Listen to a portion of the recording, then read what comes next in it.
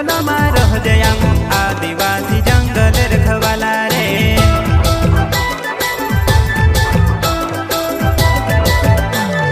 चल जंगल जमीन काज पूजे रे आदिवासी दुनिया ने रखवाला रे।